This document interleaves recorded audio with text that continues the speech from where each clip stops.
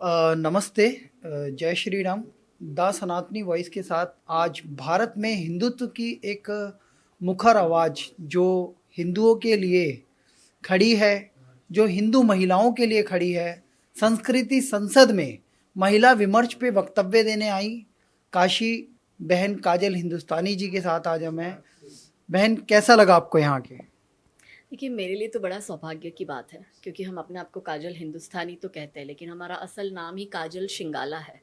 तो अगर आप ये दोनों नाम को जोड़ते हैं तो काजल का के ए और शिंगाला का एस एच आई, मतलब अपने आप में काशी नाम होता है। और हमारी जो बड़ी दादी सास थे उनका भी नाम काशी था।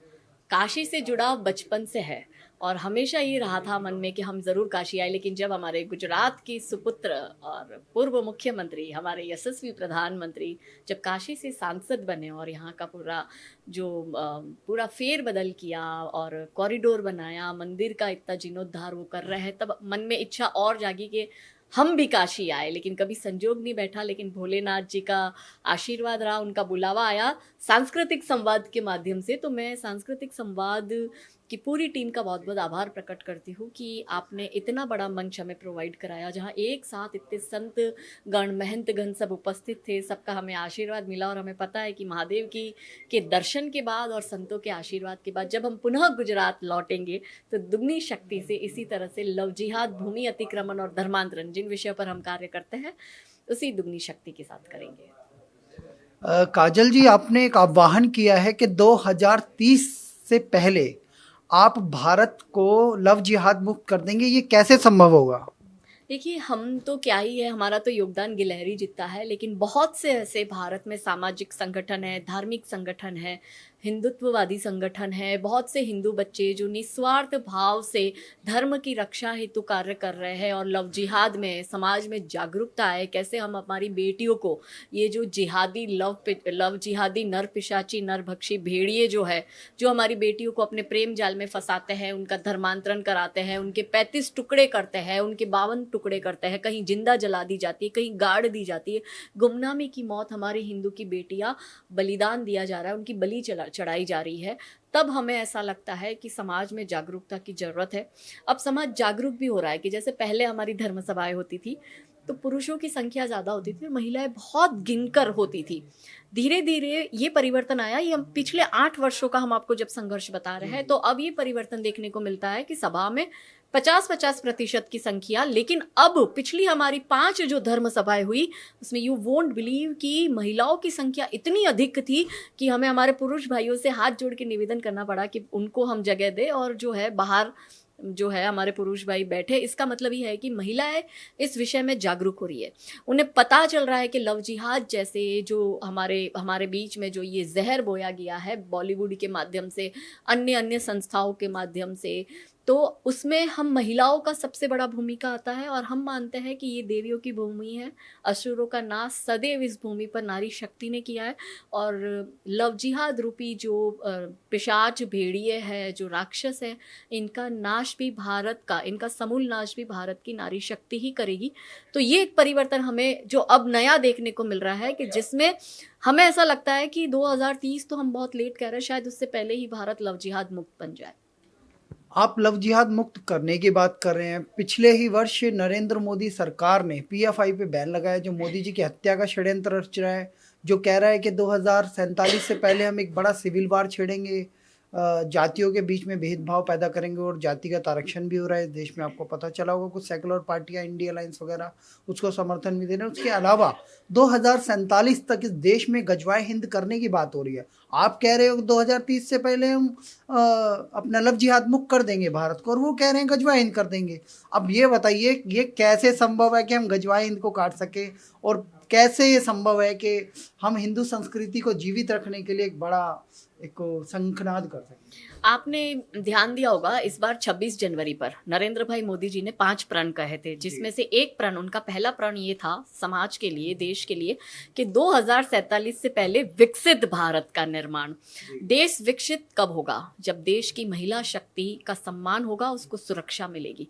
सम्मान और सुरक्षा की जिम्मेदारी किसकी है? इस समाज की। यदि आज महिला असुरक्षित है, उसके 35 टुकड़े हो रहे हैं, उससे लव जिहाद किया जा रहा है, उसका धर्मांतरण हो रहा है, उसका निकाह हलाला हो रहा है, उसका ट्रिपल तलाक तलाक हो रहा है, ये सारी कुरीतियां हमारे बीच में है, तब महिला सशक्तिकरण की हम बात करते हैं तो साथ में नरेंद्र भाई मोदी जी ने महिला आरक्षण बिल भी लाया कि ज़्यादा से ज़्यादा जब महिलाएं सदन में आएगी और महिलाओं से रिलेटेड जो विमेन सेंट्रिक इश्यूज है उसके ऊपर जब चर्चा होगी और उस पर ऐसे बिल आए, ऐसे कानून आए। हम तो चाहते हैं कि भारत की महिलाएं सदन में जाए और लव जिहाद पर कानून बनाए, क्योंकि सबसे पहले तो देश की बेटियों की सुरक्षा बहुत जरूरी है। बेटी बचाओ बेटी पढ़ाओ के साथ साथ बेटियों को सशक्त बनाओ भी इस समाज की जिम्मेदारी है, आपकी और हमारी जिम्मेदारी है। तब पीएफआई जैसे लोग जो अपने घोषणा पत्र में आपने और हमने देखा है कि लिखा है कि सिस्टमेटिकली अगर इसको इस्लामिक देश बनाना है, 2047 से पहले बनाना है, तो उसमें 3 स्तर पर काम करने का बताया गया है, जिसका पहला स्तर था लव जिहाद, दूसरा भूमि अतिक्रमण और तीसरा धर्मांतरण। और इसके लिए फॉरेन फंडिंग भी आ रही थी और ये लोग है ना रेडिकल मुस्लिम लड़कों को ट्रेनिंग भी दे रहे थे, वो हमने देखा कि कैसे ये सारा हुआ, इसको बैन भी किया। लेकिन हमें विजिलेंट रहने की बहुत ज़रूरत है। हमें ये भी देखना है कि हमारे आसपास में जो हमारी बहन बेटियां हैं, क्या वो किसी ऐसे व्यक्ति के चक्कर में तो नहीं कि सोशल मीडिया के माध्यम से कोई जो अब्दुल है वो अजय बनकर हमारी लड़की को फंसा रहा है। क्योंकि आपने भी देखा लेटेस्ट केस जो तारा सहदेव वाला जो जजमेंट आया रांची कोर्ट का, कि कैसे देश की नेशनल शूटर वो तारा सहदेव, आज से 9 वर्ष पहले वो देश के लिए गोल्ड मेडल जीत चुकी थी। उस तारा सहदेव को एक नेशनल शूटर को एक आदमी जिसका नाम रकीबुल मोहम्मद रकीबुल है, वो रंजीत कोहली बन के फंसाता है और रंजीत कोहली बनकर वो अपने पूरे मुस्लिम परिवार को तारा के परिवार से इंट्रोड्यूस करवाता है। सब हिंदू बन के जाते हैं, अपने आप की पूरी पहचान, यानी पूरा फैमिली इन्वॉल्व है इस गलत काम में।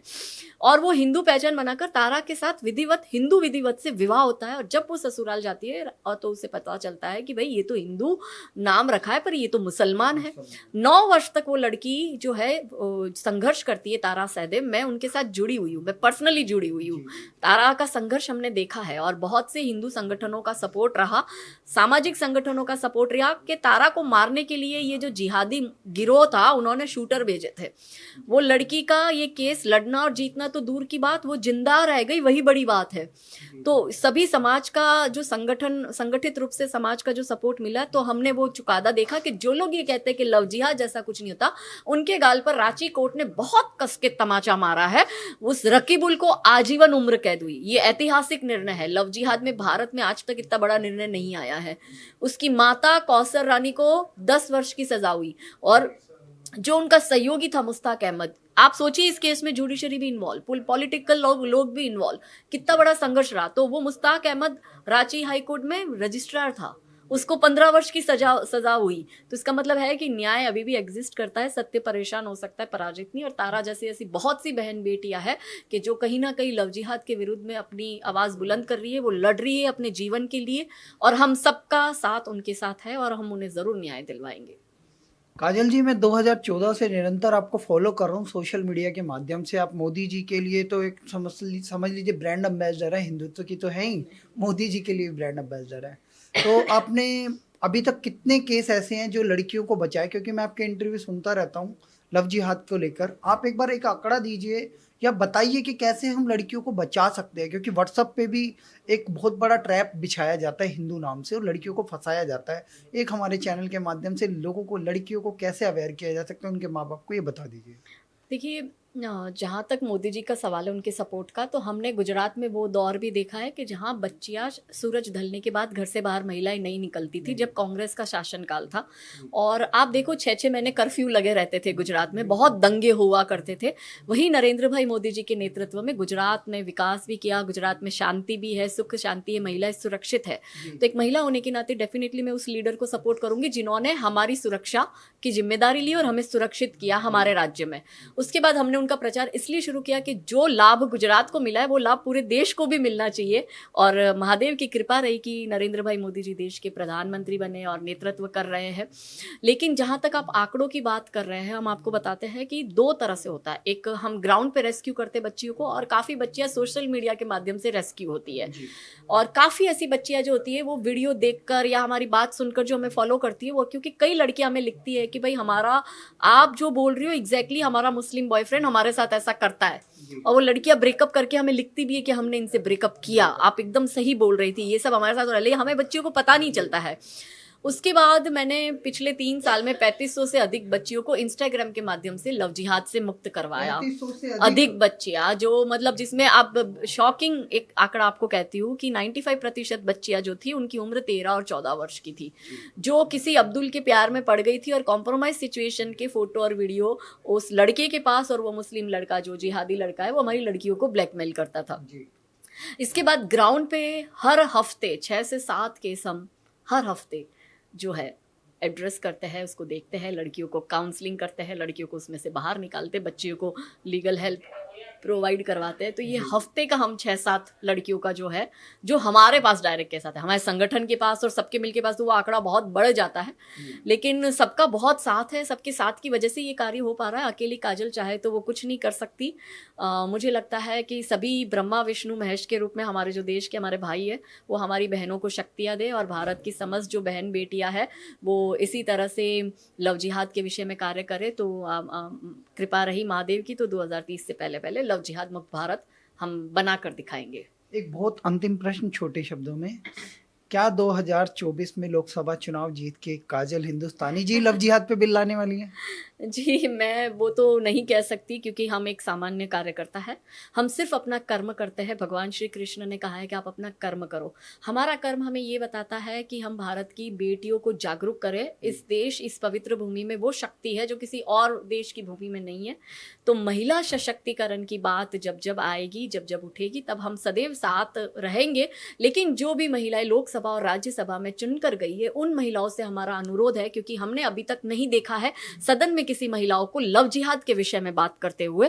तो हम चाहते हैं कि जो हमारी बहनें लोकसभा राज्यसभा में हैं वो प्लीज़ लव जिहाद के विषय में थोड़ा सा देखें, और अगर हो सके तो वो ज़रूर बिल लाए। हमारा संघर्ष तो है ही, हम जागरूकता तो ला ही रहे, लेकिन उनका भी अपना एक दायित्व है जो आई होप कि वो इस विषय को एड्रेस करेंगे सदन में, और बहुत जल्दी करेंगे। अब अंतिम प्रश्न में एक बात और जोड़ दूं, 2024 में कितनी सीटें जीत के आ रहे हैं मोदी जी? वो तो हमें पता नहीं, हम पॉलिटिकल पर्सन है नहीं, लेकिन हमें इतना पता है कि मोदी जी आ रहे हैं, वो पक्का हमें पता है। हम नॉन पॉलिटिकल पर्सन है, धर्म से जुड़े हुए, धर्म के कार्य करते हुए बड़े भोले और सरल लोग हैं। आंकड़ों का खेल हमें समझ में नहीं आता है, लेकिन महादेव की कृपा मोदी जी के साथ है, तो मोदी जी ही आएंगे। बहुत बहुत धन्यवाद काजल जी।